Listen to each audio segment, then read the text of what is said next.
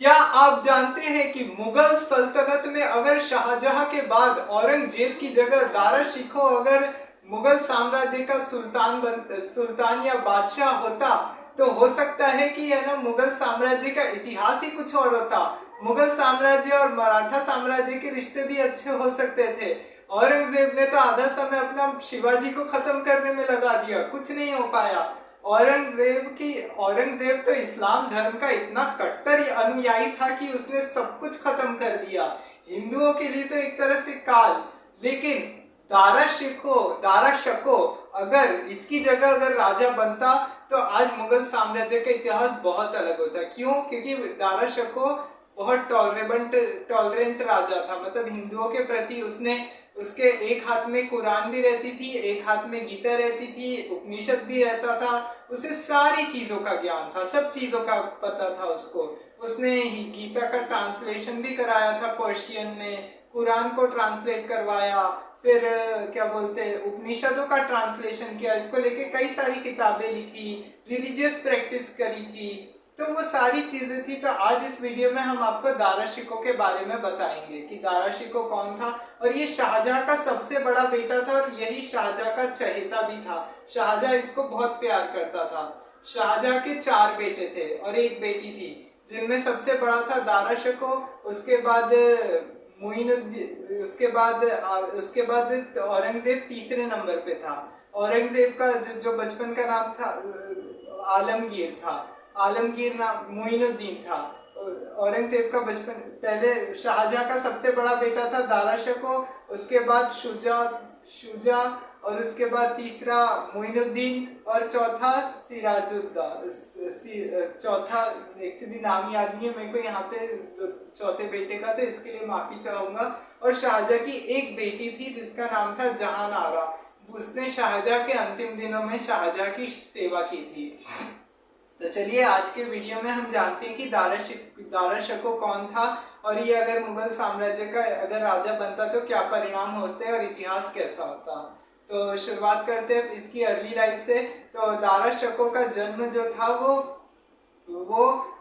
15 मार्च 1916 को माफ कीजिएगा, दारा शिकोह का जन्म 20 मार्च 1516 ईस्वी को हुआ था, दिल्ली में हुआ था। अब जैसी और उस समय क्या हुआ था जब दारा शिकोह का जन्म हुआ था तो शुरुआत में इसमें क्या हुआ था कि इसकी स्कूली शिक्षा तो ऐसे इसने कोई नहीं ली थी। स्कूली शिक्षा इसकी वहीं प्रारंभिक शिक्षा तो देखिए उस समय क्या होता था, सबको युद्ध कला की शिक्षा दी जाती थी, तलवारबाजी करना सिखाया जाता था।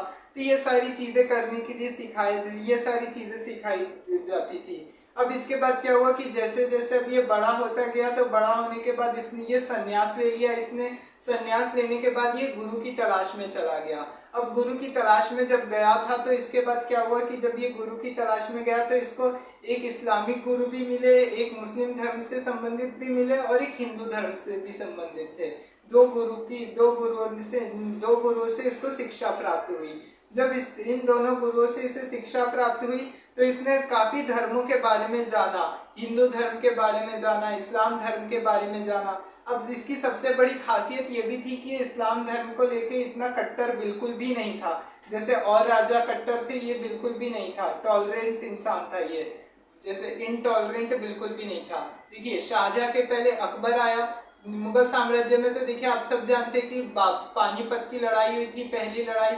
पानीपत की लड़ाई के बाद बाबर जीत गया जिसको पानीपत की लड़ाई को। तो उसके बाद बाबर यहाँ पे मुगल साम्राज्य की नींव रखी उसने। बाबर के बाद उसका बेटा बना हुमायूं। हुमायूं 1540 तक रहा। उसके बाद शेरशाह सूरी आ गया। हुमायूं की हार होने की वजह से वो भाग गया। फिर उसके बाद 1545 से फिर आया 1545 से 1556 तक हुमायूं आया उसके बाद वापस से। लेकिन 1556 में क्या हुआ था कि हुमायूं की है ना सीढ़ियों से फिसलने की वजह से डेथ हो गई थी। तो अब उसके बाद क्या हुआ कि जैसे ही अब हुमायूं की डेथ हुई थी तो उसके बाद जैसे क्या हुआ हुमायूं की डेथ हुई तो उसके बाद अकबर आ गया। अकबर उस समय सिर्फ 14 साल का ही था। तो अकबर जब 14 साल का था तो उसका संरक्षक बैरम खां को बनाया। लेकिन 1560 में जब ये मक्का के लिए हज करने के लिए मक्का जा रहा था तो गुजरात में जाते जाते ही इसकी हत्या कर दी गई। अब जैसे ये सब हुआ तो राज्य की बागडोर पूरे अकबर के हाथों में आई, पूरी रिस्पॉन्सिबिलिटी अकबर को लेनी पड़ गई। और अकबर भी काफी अच्छा राजा रहा, उसने भी काफी कुछ किया। किसी दिन जब अकबर के बारे में बात करेंगे और पूरे मुगल साम्राज्य का इतिहास बताऊंगा तब उसमें सारी चीजें बताऊंगा अकबर के बारे में कि उसने क्या अच्छा किया क्या बुरा किया, तो सारी चीजें उस समय जानेंगे। फिर अकबर के बाद बेटा उसका बेटा आया जहांगीर। जहांगीर थोड़ा कट्टर था। जहांगीर ने गुरु अर्जुन देव को मरवा दिया था क्योंकि उन्होंने इस्लाम कबूल नहीं किया था। तो जहांगीर भी कट्टर था, लेकिन शाहजहां इतना कट्टर नहीं था। शाहजहां के 4 बेटे हुए, दारा शिको, शुजा, मुइनुद्दीन और एक और बेटा था उसका, एक्चुअली मेरे को नाम नहीं याद है चौथे बेटे का वो कौन था। तो उसके बाद क्या हुआ कि अब 4 बेटे थे, अब ये सबसे बड़ा बेटा था, अब इसको चाहता था ये गद्दी पर बैठाना। अब उसके बाद क्या हुआ कि 1627 से शाहजहां ने रूल करना शुरू किया। शाहजहां ने जब रूल करना शुरू किया, जब ये रिलीजियस प्रैक्टिस कर रहा था, तो ये काफी ज्यादा है ना धर्म ग्रंथों में विलीन रहता था ये दारा शको। देखिए यहाँ पे दारा शको का एक मतलब बताता हूँ आपको, आपको मतलब समझिए इसका। दारा का मतलब होता है संपत्ति। इसमें देखिए कई जगहों पे इसको दारा शिको बोला जाता है, दारा शको होता है। एक्चुअली वो शिको नहीं होता है। दारा का मतलब होता है संपत्ति और शको का मतलब होता है देने वाला, मतलब दान देने वाला। और शिको का मतलब होता है टेररिज्म। ये इसको शिको मत बोलिएगा, शको बोलिए, दारा शको। अब जैसे कई जगहों पे लोग दारा शिको भी बोलते हैं, कोई दारा शको बोलते हैं, लेकिन वो एक्चुअल में दारा शको है। तो दारा शको जो था, अब इसके बाद क्या हुआ कि जब ये यहाँ से जब इसने काफी ज्यादा रिलीजियस प्रैक्टिस करनी शुरू कर दी, अभी क्या होता था ये योगियों पे अंधाधुंध भरोसा किया करता था। जो बड़े बड़े साधु संत होते थे, महात्मा लोग होते थे, बड़े बड़े योगी होते थे, उनकी बातों पे को काफी ज्यादा फॉलो करता था, रिलीजियस टेक्स्ट को सुनता था, पूजा पाठ में विलीन रहता था। लेकिन इसके बावजूद भी है ना पंजाब का सूबेदार बना दिया था शाहजहां ने इसको। औरंगजेब का क्या हुआ, औरंगजेब को उस समय कभी अलग से, औरंगजेब से एक्चुअली शाहजहां को लेके काफी ज्यादा, शाहजहां की और औरंगजेब की बिल्कुल भी नहीं बनती थी। शाहजहां और औरंगजेब की बिल्कुल भी नहीं बनती थी। लेकिन अब जैसी ये सारी चीजें हुई, तो फिर यहाँ पे जब ये पंजाब का सूबेदार था, तो धीरे धीरे इसने क्या किया कि ये तो बोलता था कि जहाँ पे अगर इस्लाम में अगर मुल्ला, कट्टर मुल्ला अगर नहीं, जहाँ पे इस्लाम की जगह कट्टर मुल्ला नहीं है, जहाँ सच्चे सच्चे मन से लोग अल्लाह को मानते हैं, वही इस्लाम है। मतलब ऐसा नहीं कि है ना उसने, मतलब वो इस्लाम के बारे में ये सब बताता कि है ना, जैसे कोई अगर नमाज पढ़ता है तो ऐसा जरूरी नहीं है कि कंटिन्यूसली ही नमाज पढ़े। मतलब वो सही बोलता था कि नमाज जो पढ़नी चाहिए वो बात सही है, लेकिन उसका ये मानना था कि अगर देखिए अगर कोई अगर ऐसे जबरदस्त अगर ज्यादा अगर भगवान को मन इतना नहीं मानता तो वो कोई जरूरी नहीं है, वही जन्नत है। और इसी बात का है ना औरंगजेब को इसी बात से इतनी ज्यादा खुन्नस थी कि औरंगजेब ने इसको काफिर तक बोल दिया था दारा शको को। सोचिए औरंगजेब इतना क्रूर था। कायदे से तो उसको देख के अपने बड़े भाई को देख के तो ये सारी चीजें सीखनी चाहिए थी। तो उसके बाद क्या हुआ कि है ना फिर धीरे धीरे करके उसने जब रिलीजियस बुक्स लिखनी शुरू की। जो सिखों के 7वें गुरु थे, गुरु हर राय, वो इसके अच्छे दोस्त हुआ करते थे। तो सिख धर्म के बारे में भी इसने काफी कुछ जाना। गुरु ग्रंथ साहिब के बारे में इसने काफी कुछ सीखा उनसे। गुरु ग्रंथ साहिब की वाणियों में जो गुरु जी की वाणियां बताई जाती है उसमें उन सब के बारे में सीखा। तो ऐसे करके काफी धर्मों का इसको ज्ञान था, काफी चीजों का इसको पता होता था कि है ना देश में धर्म कैसे चलाया जाता है। और इसका शुरू से भी यही होता था कि कभी भी लोगों को धर्म के आधार पर नहीं बांटना चाहिए, चाहे जो भी हो जाए। धर्म के आधार पर अगर अपन किसी को बांटते हैं तो उससे अपना ही सबसे बड़ा नुकसान है। तो ये सब सोचता था ये। अब धीरे धीरे करके क्या हुआ था कि है ना अब धीरे धीरे अब शाहजहां भी बुढ़ा होने लग गया था। अब शाहजहां जब बुढ़ा होने लग गया तो उसके बाद क्या हुआ था, मैं आपको यहाँ पे एक और बात बता दूं।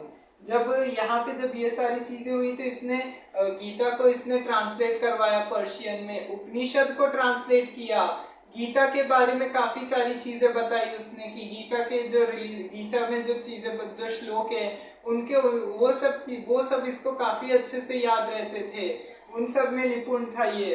तो इसके दरबार में सभी लोगों को, हिंदुओं को और है ना सबको आने की अनुमति थी।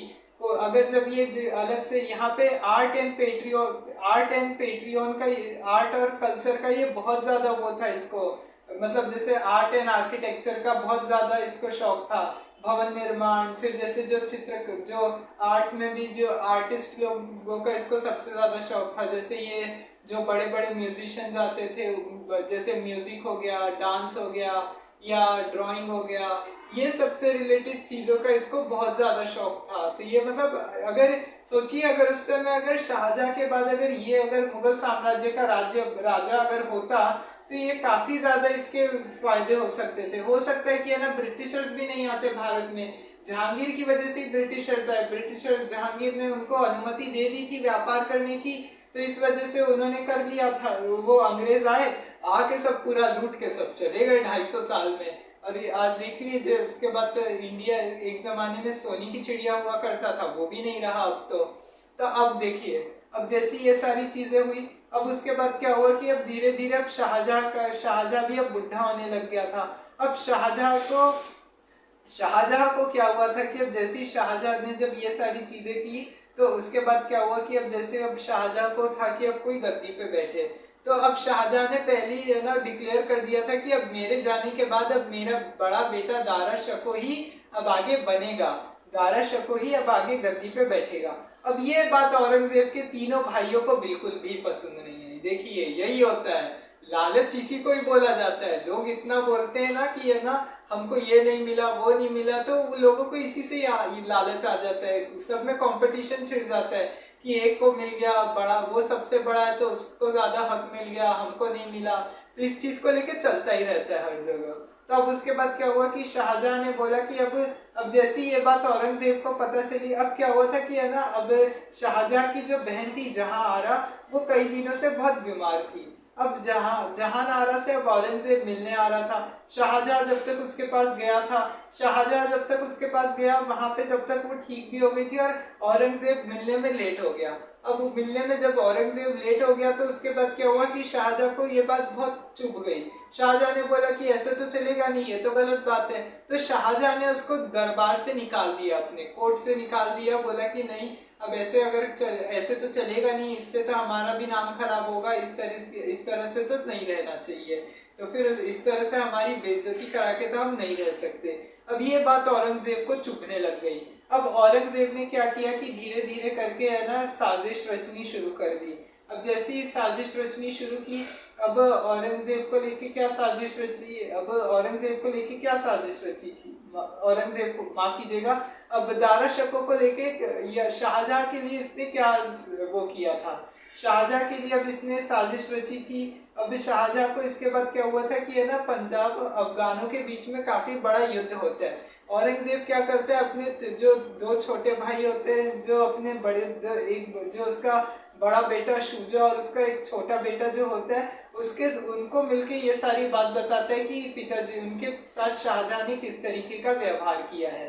तो शाहजहां को वो ये सारी चीजें बताता है। तो उसके बाद क्या होता है कि है ना वो उसका साथ देने के लिए आ जाते हैं। अब जैसे ही वो लोग उसका साथ देने के लिए आते हैं, तो वहां पे क्या होता है कि है ना अफगानिस्तान और पंजाब में सबसे बड़ी जंग छिड़ जाती है इस चीज को लेके। अब जैसे यहाँ पे जंग छिड़ जाती है, तो उसके बाद क्या होता है कि यहाँ पे जब जैसी ये सारी चीजें होती है, तो उसके बाद क्या होता है कि अब शाहजहां की वजह से अब शाहजहां का उसको पता होता है, तो वो क्या करता है, शाहजहां को उठा के है ना आगरा ले जाता है। एक दिन क्या करता है, चुपके से आता है, कैद में ले जाता है आगरा, आगरा के किले में नजर बंद कर देता है। शाहजहां की जो बेटी होती है जहां आरा, औरंगजेब को बोलती है कि नहीं, मैं अपने पिताजी के साथ ही रहूंगी, मैं उन्हीं की सेवा में रहूंगी जब तक वो जिंदा है। और शाहजहां के अंतिम दिन तो देखिए काफी ज्यादा खराब होते हैं। अब उसके बाद क्या होता है कि अब और शाहजहां के, और वो आगरा क्यों कैद करते हैं आगरा के किले में, क्योंकि आगरा में उसको रहता है कि है ना शाहजहां ने अपनी चौथी बेटी, और शाहजहां को देखिए ये दारा शिकोह को क्यों बनाना चाहता था, मैं आपको एक और बात बता दूं। शाहजहां को क्योंकि इससे पहले बेटियां हुई थी सिर्फ। अब जब इसके पहले बेटियां हुई थी, तो उसने बहुत मन्नत मांगी थी कि मेरे को एक अच्छा बेटा दे दे, दरगाह में जाके मन्नत मांगी थी अल्लाह से। तो बड़ी मन्नतें करने के मांगने के बाद उसको मुश्किल से एक बेटा मिला था सबसे बड़ा। तो इसलिए वो दारा शको को बहुत मानता था। तो इस वजह से है ना ये भी बात थी कि है ना शाहजहां उसको अपना सक्सेसर बनाना चाहता था। लेकिन वही बात है, देखिए इतिहास में जो होना था वो तो हो ही रहा। अब इतिहास कभी अपने बोलने से भी नहीं बदल सकता कि चलो हमने बोल दिया आज की नहीं, अगर दारा शको राजा होता तो हो जाता ऐसे, मतलब वो होता नहीं होता वो सब देखिए बहुत बात की बात होती है। प्रेजेंट में जो होता है उसको भी देखना ही पड़ता है सबसे ज्यादा। तब उसके बाद क्या हुआ कि जैसे ये सब कुछ हुआ तो शाहजहां को उसने कैद कर लिया, बंदी बना लिया। और उसके बाद क्या हुआ कि अब शाहजहां की, जब मुमताज महल अपने 10वें बेटे को जन्म देते देते मर गई थी, तो उसकी याद में शाहजहां ने बनवाया था ताजमहल। तो अब शाहजहां ने, औरंगजेब ने क्या किया था ना कि औरंगजेब ने क्या किया था कि जहाँ पे है ना मुमताज, जहाँ पे अपनी बीवी मुमताज की याद में शाहजहां ने ताजमहल बनवाया है ना, वहीं पे जाएंगे और वहीं पे ही जाके है ना, मतलब इसकी बॉडी को मतलब रखेंगे, कब्र को वहीं पे इसका सर काट के रखा जाएगा। शाहजहां को बुलाया जाएगा और बताया जाएगा कि देखो तुम्हारे बेटे ने इस्लाम के खिलाफ क्या किया है। अब देखिए शाहजहां ने, अब देखिए इसके बाद क्या हुआ कि अब शाहजहां के अंतिम दिन ऐसे निकल गए। अब उसके बाद क्या हुआ कि और जब इसने क्या किया था, जब दारा शको ने, इसके बाद क्या हुआ था, काफी ज्यादा रिलीजियस प्रैक्टिस करनी शुरू कर दी थी, काफी ज्ञान प्राप्त करता था ये। अब इसके बाद क्या हुआ था कि जैसे ये ज्ञान प्राप्त किया इसने काफी धर्म के बारे में, तो इसने गीता का, उपनिषदों का पर्शियन में ट्रांसलेट करवाया, इसको लेके एक किताब भी लिखी गई है, कई सारी बुक्स लिखी गई है जैसे रिलीजन को लेके, जिसमें बताया गया है कि दारा शको ने अच्छे से बताया है रिलीजन के बारे में कि हिंदू धर्म में क्या सिखाया गया है, इस्लाम धर्म क्या है। ये हमेशा सूफी धर्म को कभी भी नहीं मानता था, हमेशा इस्लाम धर्म को ही मानता। ये जो इस्लाम में भी दो तरह के होते हैं ना, जो एक कट्टर होते हैं और जैसे नॉर्मल होते हैं ना, तो उनकी तरफ एकदम कट्टर नहीं था। ये जो सूफी मुसलमान थे उनको ही मानता था, जैसे जो मतलब जो सूफीज्म जो होता था उसको मानता था सबसे ज्यादा कि नहीं अल्लाह से कुछ नहीं होता। जैसे कट्टर, जैसे आज भी लोग कैसे करते हैं हर चीज में, जैसे अभी भी आपने देखा है कि बात बात पे हिंदू मुस्लिम दंगे हो जाते हैं, नहीं वो बिल्कुल भी ये चीज नहीं करता था। उसमें हर किसी को लेके एक बड़ी यूनिटी बना के चलना चाहता था, धर्मों को लेके हिंदू मुस्लिमों के बीच में ये कभी खाई पैदा नहीं होने देना चाहता था। तो जब उसके बाद क्या हुआ कि ये सारी चीजें होने, चीजों की वजह से अब इसके बाद क्या हुआ था कि अब औरंगजेब को गद्दी देनी चाहती थी।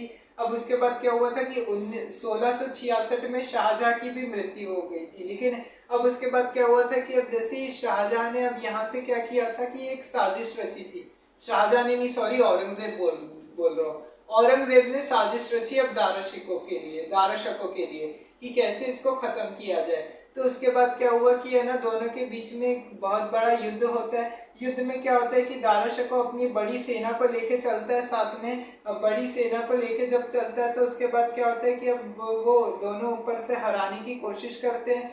अब उसके बाद क्या होता है कि अब जैसी ये सारी चीजें होती है तो उसके बाद क्या होता है कि युद्ध के दौरान क्या होता है कि अब ऊपर से है ना दोनों जगहों पे है ना लोगों को है ना वो किया जाता है कि एक दूसरे की आर्मी बड़ी होती है। पहले दारा शको है ना बहुत डट के मुकाबला करते हैं अपनी आर्मी के साथ में औरंगजेब की सेना का, लेकिन वो बाद में हरा देता है पहले। फिर उसके बाद क्या होता है, ये लोग फिर सरप्राइज अटैक करते हैं। सरप्राइज अटैक जब इधर से होता है तो उसके बाद क्या होता है कि जैसे ही जब सरप्राइज अटैक होने के बाद में क्या होता है कि दोनों की सेना जब आपस में लड़ रही होती है, आपस में जब लड़ रही होती है तो क्या होता है कि शाहजहां वो एकदम से अटैक करता है कि जिसकी वजह से औरंगजेब जो दारा शको की सेना है वो अलग अलग पार्ट्स में बिखर जाती है। अब जैसे ही ये सब कुछ होता है तो इसके बाद औरंगजेब क्या करता है, और औरंगजेब के सख्त आदेश दिए जाता है औरंगजेब के द्वारा कि ये दारा शको का जो सर है वो धड़ से अलग करवा दो। जैसे उसके बाद क्या होता है, दारा शको को पीटा जाता है, उसके बाद बहुत मारा जाता है, उसकी परेड कराई जाती है, उसको है ना भिखारियों के कपड़े पहना के पूरी दिल्ली में घुमाया जाता है। इस तरीके से बुरे बुरे तरीके का उसके साथ सलूक किया जाता है, उसको खूब टॉर्चर किया जाता है। पूरी भीड़ आ जाती है उसको देखने के लिए और पूरी भीड़ में लोग रो रहे होते हैं, पब्लिक चिल्ला रही होती है कि औरंगजेब को सब कोस रहे होते हैं कि ये औरंगजेब किस तरीके का राजा है, आज इसने क्या किया लोगों के साथ में, औरंगजेब ने आज जो लोगों के साथ किया ये बिल्कुल सही नहीं है। लोग इस तरह की जैसी ये सारी चीजें, लेकिन औरंगजेब को जब पता चलती है, जब औरंगजेब को पता चलती है कि यहाँ पे इसके साथ किया हुआ है, तो उसके बाद क्या होता है कि जैसे ये सब कुछ होने के बाद में औरंगजेब इधर से क्या करता है कि है ना फिर वापस उसका सर धड़ से अलग करने के लिए बोल देता है। अब जैसे ही उसका सर अलग करके दिया जाता है और फिर उसके बाद है ना ताज उधर आगरा के किले में ले जाके शाहजहां के सामने पेश किया जाता है। पहले तो शाहजहां देख के बहुत खुश होता है कि उसको लगता है कि अरे औरंगजेब का सिर है, औरंगजेब को युद्ध में हार गया और औरंगजेब तो मर गया, तो वो ये सोच के बहुत खुश होता है। लेकिन जब उसको पता चलता है कि उसके सबसे बड़े बेटे दारा शको का सर काट के अलग किया गया है, औरंगजेब ने किया है, वहीं पर ही वो बेहोश हो जाता है। सोचिए, वो अगर शाहजहां अपने सबसे बड़े बेटे को इतना मानता था, इतना चाहता था, उसके बाद भी देखिए, लेकिन आज वो इसीलिए तो बोलते हैं कि है ना, अगर औरंगजेब ने अगर गद्दी का लालच नहीं किया होता और अगर आज दारा शको को अगर बनने दिया होता, राजा बनने दिया होता, बादशाह बनने दिया होता, तो आज मुगल साम्राज्य का इतिहास ही कितना अलग होता।